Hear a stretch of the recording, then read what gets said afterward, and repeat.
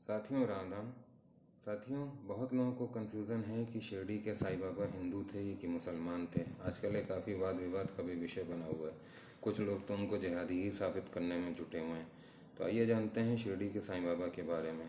साथियों, शिरडी के साईं बाबा का पहला प्रकाट्य एक बाल योगी के रूप में तकरीबन जब उनकी आयु 14-15 वर्ष के आसपास रही होगी, तो शिरडी के बाहर एक नीम के पेड़ तले हुआ था। शिरडी के लोगों ने ऐसा ही देखा है और ऐसा ही साईं सचरित में लिखा भी है। ठीक है, तब वो उसी अवस्था में नीम के पेड़ तले अपनी तपस्या करते थे और आसपास घूमते विचरते थे। शिरडी के लोगों को बाद में पता चला ये पूर्ण ब्रह्म ज्ञानी है। धीमे धीमे उनको यकीन हो गया। एक दिन क्या हुआ कि भगवान खंडोबा का एक व्यक्ति को संचार हुआ। भगवान खंडोबा भगवान शिव का ही एक रूप है जो कि महाराष्ट्र प्रांत में पूजे जाते हैं। तो उस व्यक्ति को संचार हुआ तो लोगों ने उससे पूछा कि जो है खंडोबा से, भगवान खंडोबा से तरह तरह के प्रश्न पूछे। तो उसमें किसी ने ये भी प्रश्न पूछा कि भाई भगवान, ये जो व्यक्ति हैं, ये बाल योगी है, ये कहाँ से आया, कौन है, परिचय जानना चाहा है उनके बारे में। तो भगवान खंडोबा ने जो है एक कुदाल मंगवाई और नीम के पेड़ तले एक निर्दिष्ट स्थान पे उन्होंने कहा यहाँ खोदो।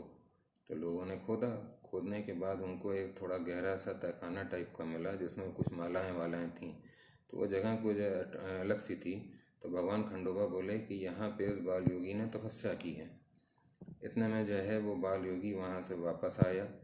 तो लोगों ने उससे पूछा इस स्थान के बारे में, तो उसने बताया कि ये मेरा गुरु स्थान है, इसलिए ये पूजनीय है। तब ये जान के कि लोगों ने जो है उस स्थान को वापस बंद कर दिया।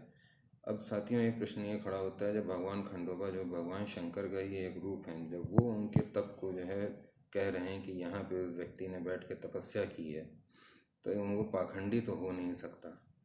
खैर, उसके बाद करीब 1857 के आसपास जो है क्या ऐसा माना जाता है कि साईं बाबा जो है कहीं तप करने के लिए अंतर ध्यान हो गए और 1860-61 के आसपास वापस वो चांद मियाँ की बारात के साथ वापस आए।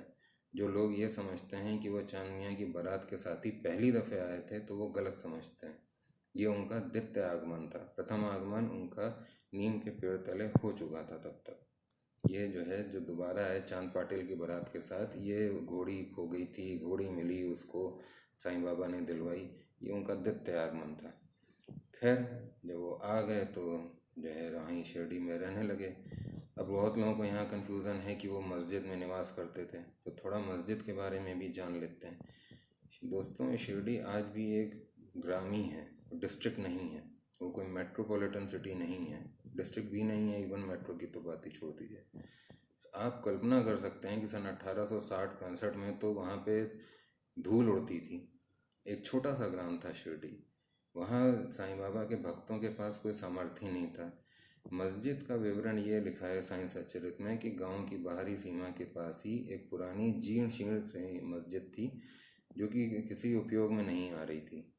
उसी को गांव वालों ने मरम्मत करके उनके रहने के लिए बना दिया।